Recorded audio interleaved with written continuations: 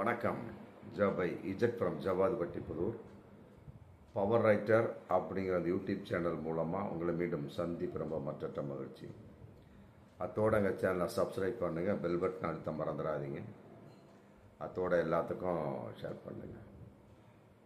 அதாவது முதல்ல 13ஆம் தேதி அப்படின்னாங்க, அப்புறம் 14ஆம் தேதி அப்படின்னாங்க, அப்புறம் 17ஆம் தேதி கரூருக்கு சென்று பாதிக்கப்பட்ட அந்த இறந்த குடும்பங்களுக்கு ஆதரவோடு ப்ளஸ் பணத்தையும் கொடுப்பார் அப்படின்னு 17ஆம் தேதி சொன்னாங்க, கட்டாயமாக சொன்னாங்க. இப்போ அதுலேயும் மிகப்பெரிய ஒரு மாற்றம் கேட்டா அப்படின்னா, போலீஸாரிடமே உத்தரவு வாங்கவில்லை, அதற்கு தகுந்த ஏற்பாடுகள் நடைபெறவில்லை. 2 மண்டபத்தை மட்டும் பிடிச்சி உக்காந்துருக்காங்க. போலீஸ் உத்தரவு கொடுக்கணும் இல்லையா? இதெல்லாம் எதன் வெளிப்பாடு அப்படிங்கிறப்ப கோபம் வந்தால் பத்தாது. விஜய் தொண்டர்களை பார்த்து, மற்றபடி அதனுடைய கட்சி நிர்வாகிகளை பார்த்து, டோட்டலாக விஜயை பார்த்தே நாம் சொல்லக்கூடிய விஷயம், ஒரு விஷயம் நடந்தது அப்படின்னா அதற்கு எவ்வாறு நாம் அனுபவபூர்வமாக நடந்து கொள்ள வேண்டும் அதுங்கிறது அந்த கட்சியில் இல்லை. கோபம் வந்தால் பத்தாது, ஓடி ஒழிஞ்ச உடனே மக்கள் அங்கீகரித்து ஓட்டெல்லாம் போட்டுற மாட்டாங்க. இது மாதிரி ஏகப்பட்டது இருக்குது. அப்புறம் மக்களோடு பயணிப்பது கிடையாது, தனி விமானத்தில் வர்றது, அதை விஜய் மாற்றணும். மக்களோடு மக்களாக பயணிச்சாதான் அவன் ஒரு குறை சொல்லுவான். மற்றபடி ஒரு எல்லோரும் பயணிக்கக்கூடிய ஒரு இடத்துல, பயணிக்கக்கூடிய சமயத்தில் தனிப்பட்ட முறையில் அப்படியே மக்களும் கலந்து உறவாடக்கூடிய சமயத்தில் அவங்க ஒரு சில விஷயம் சொல்லுவாங்க, அதை நம்ம ஏற்று செயல்படலாம். அதிலிருந்து விஜய் மாறணும். அதே மாதிரி பொதுக்கூட்டங்கள் சும்மா பஸ்லேருந்து பேசக்கூடாது. பொதுக்கூட்டத்தை போட்டு அதில் உட்காந்து பேசுங்க, கீழே இறங்கி பேசுங்க. ஆமாம், அதே மாதிரி ரோடு ஷோ கூடவே கூடாது. நம்ம விஜயை பார்த்து நாம் சொல்லிக் கொள்வது, ரோடு ஷோ போடாதீங்க, கீழே இறங்கி மக்கள் 4 பேர் செல்ஃபி எடுக்கத்தான் செய்வான் நடிகர் அப்படிங்கிற முறையில். அதையெல்லாம் தாங்கி கொள்ளுங்கள். நம்ம உங்களை பவுன்சரை வச்சு தூக்கிலாம் போட்டுறாதீங்க. முதல்ல போட்டிங்க இல்லையா பெரம்பலூரில், அது மேலே தூக்கிலாம் போட்டுறாதீங்க. அதெல்லாம் இல்லாமல் நார்மலாக இருக்கக்கூடிய சமயத்தில் மக்கள் உங்களை நோக்கி வருவார்கள். அதே மாதிரி நிறைய பேசுங்க. கொடுத்தது அரை மணி நேரம் 1 மணி நேரம் அப்படின்னா 10 நிமிஷம் 8 நிமிஷத்தில் பேசிட்டு போனால் என்ன இருக்க போகுது? ஒருமே கிடையாது. 1 மணி நேரம் பேசணும். சில முக்கிய தலைவர்லாம் பார்த்தோம்னா தொல் திருமாவளவன், மற்றபடி மு.க.ஸ்டாலின் ஐயா கூட பிச்சு உதறுவாங்க. அந்த மாதிரிலாம் 1 மணி நேரம் பேசணும். அப்புறம் அதே நேரத்தில் பேசுகிறப்ப வரலாற்றை பேசுங்க. சும்மா ப்ரோ, மாப்பிள்ள, மச்சான், மற்றபடி அங்கிள், இதெல்லாம் ஏற்றுக்கொள்ளவே முடியாது.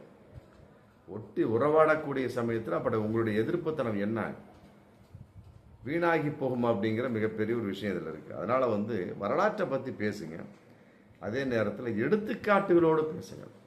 அந்த நேரத்தில் அவர் அப்படி செய்தார், இந்த நேரத்தில் இவர் செய்தார், இப்பொழுது செய்வது நியாயமா அப்படிங்கிற மாதிரி எடுத்துக்காட்டுகளோடு பேசுங்க. அதே மாதிரி உங்கள் கொள்கை என்ன, இன்னைக்கு வரைக்கும் சொல்லவே இல்லை.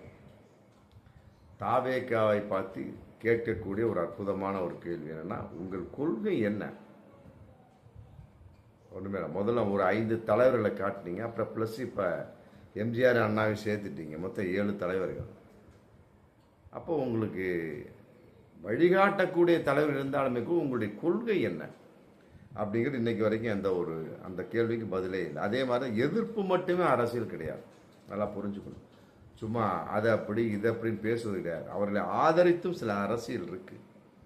என்ன அதை விஜய் நன்றாக பார்த்து கொள்ள வேண்டும். அதே மாதிரி எதிர்கட்சியாக இருக்கலாம், பட் எதிரி கட்சியாக இருக்கக்கூடாது. ரொம்ப கவனமாக இருக்கணும். எதிர்கட்சியாக இருக்கலாம், எதிர்த்து கொண்டே இருக்கக்கூடிய கட்சியாகவும் மிகப்பெரிய ஒரு எதிரி கட்சியாகவும் இருக்கக்கூடாது. அது மக்களுக்கே சலிப்பு தன்மை ஏற்படுத்திக்கூடும். என்னடா இவன் நல்லது செஞ்சாலும் அதே வார்த்தை தான், கெட்டது செஞ்சாலும் அதே வார்த்தை தான் அப்படிங்கிறப்ப மக்களை ஏற்றுக்க மாட்டாங்க. ஏன்னா அவங்க தான் நாடி பிடித்து பார்க்கக்கூடிய ஒரு அற்புதமான ஒரு மீடியேட்டர்ஸ், மற்றபடி ஒரு சரியான நீதிபதிகள். அதே மாதிரி தொண்டர்களை கட்டுப்படுத்தாத வரைக்கும் கட்சி ஒழுங்குமே விளங்காது. தொண்டர்களை கட்டுப்படுத்தணும். ஏன்னா அவங்க ஏதாவது பண்ணி விட்டு போயிட்டான்னு வைங்களேன், அது தொண்டர் அப்படிங்கிற பேர்ல யார் பண்ணுறா அப்படிங்கிற பல விதமான கேள்வி இருக்குல்ல. அதனால் வந்து தொண்டர்கள் கட்டுப்படுத்தக்கூடிய அளவுக்கு இருக்கணும். ஆமாம், நிர்வாகிகளுக்கு கட்டுப்படணும். தலைவனுக்கு கட்டுப்படாவிட்டாலும் அங்கே இருக்கக்கூடிய நிர்வாகிகளுக்கு கட்டுப்படக்கூடிய அளவுக்கு தொண்டர்களை வந்து பழக்கப்படுத்துங்க. அதே மாதிரி 2ஆம் கட்ட தலைவர் அப்படிங்கிற மாதிரி யாருமே இல்லை. என்ன புஷியானது தெரிகிறாரு, மற்றபடி இப்போ ஏதோ நிர்மல்குமார் மற்ற சோன்ஸை தெரிகிறாங்க, மற்றபடி யாருமே இருக்கிற மாதிரி தெரியுறாங்க. அப்போ 2ஆம் கட்ட தலைவர் அப்படிங்கிற கான்செப்ட் வந்தால் தான் ஒரு கட்சி வந்து மிக ஒரு உந்துதலாக வளர முடியும். தலைவர் அப்படிங்கிறது நிறுவன தலைவர் இருக்கலாம், மற்றபடி அதுக்கு அடுத்த நிலையில் 2ஆம் கட்ட தலைவர் அப்படிங்கிற கான்செப்ட் இருந்தால் தான் கட்சியை வந்து நிலைப்படுத்தி கொண்டு செல்ல முடியும். அதே மாதிரி நீங்கள் பேசுகிறீங்க, விஜயை பார்த்து நாம் சொல்லுவோம், உங்களுக்கு பின்னால் யார் பேசுவது, அதை வந்து இப்போவே உறுதிப்படுத்துங்க, உற்பத்தி செய்யுங்க. நீங்கள் ஒரு ஆள் மட்டும் பேசிட்டோம்னா வேலைக்கு ஆகாது. அதுக்கு பின்னால் யார் யார் பேசுகிறார்கள் அப்படிங்கிற கான்செப்ட் வேணும். உங்களுக்கு பின்னால் யார் தலையெடுத்து பேச முடியும். அதே மாதிரி பெண்களை மதிக்க கற்றுக்கொள்ளுங்கள். ஆமாம், தாவேகாவில் ஒரு 7-8 மாதத்துக்கு முன்னாலே வந்து நீங்கள் ஏகப்பட்ட ரிப்போர்ட், தாவேகாவை பொறுத்தவரை பெண்களை மதிக்காத கட்சி அப்படிங்கிற விஷயம், அதை வந்து உடச்சி எறிஞ்சிருங்க. ஏன்னா எம்ஜிஆர் எல்லாம் வந்து பெண்களை வச்சு தான் மிகப்பெரிய ஆளாக வந்தார். உன்னா தாய் குலமே அப்படிம்பார். இன்றைக்கி அந்த வார்த்தை வந்து தாவேக்கால கிடையவே கிடையாது. அதே மாதிரி தொண்டரணி, இளைஞரணி அப்படி ஒன்றும் மிகப்பெரிய ஒரு கட்டுமானம் கிடையவே கிடையாது. அது ரொம்ப முக்கியம். தொண்டரணி, இளைஞரணி இருந்தால் தான் அது ஜம்ப் ஆக முடியும். அதே மாதிரி அரசியல் வேறு, சினிமா வேறு அப்படிங்கிறது இன்னும் வந்து விஜய் வந்து உணரவே இல்லை அப்படிங்கிற உண்மையில வருத்தத்துக்குரிய விஷயம். அரசியல் வேறு, சினிமா வேறு. இன்றைக்கும் அரசியல் வந்து சினிமா பாலிசாக நடந்துட்டு இருக்கார ஒழிய அரசியலை எவ்வாறு அரசியலாக்குவது அப்படிங்கிற அந்த எண்ணம் இல்லை. அரசியலை சினிமா ஆக்கிறதெல்லாம் ஏற்றுக்க மாட்டாங்க மக்கள். பட் சினிமாவை அரசியல் ஆக்கலாம் அப்படிங்கிறப்ப உங்களுக்கு அந்த தெளிந்த நீரோடையான ஒரு விஷயம், சகஜமான ஒரு பேச்செல்லாம் வரவே வராது. அதே மாதிரி தான் பாதிப்புனா உடனே கூட தொண்டர் வீடுகளுக்கு சென்று பார்க்கணும். சும்மா ராத்திரியில் போகிறது, யாரும் இல்லாமல் போகிறது, அப்புறம் பவுன்சரோடு போகிறது, போலீஸ் காவலோடு போகிறது, அதெல்லாம் யாரும் ஏற்றுக்க மாட்டாங்க. சிங்கிளாக போய் சிங்கிளாக வர்றப்போ ஒரு தொண்டர் வந்து ஏற்றுக்குவான். அதுதான் ஒரு உண்மையான விஷயம். அது வந்து இந்த கரூர் விஷயத்திலே பின்பற்றப்படவே இல்லை. அதே மாதிரி பணம் முக்கியம் கிடையாது. பணத்தை வச்சா மக்களை சாதித்து விடலாம், மக்களை வழித்து விடலாம் அப்படின்னு நினச்சிட்டு இருக்கார் விஜய். ஏற்றுக்கொள்ளவே முடியாது.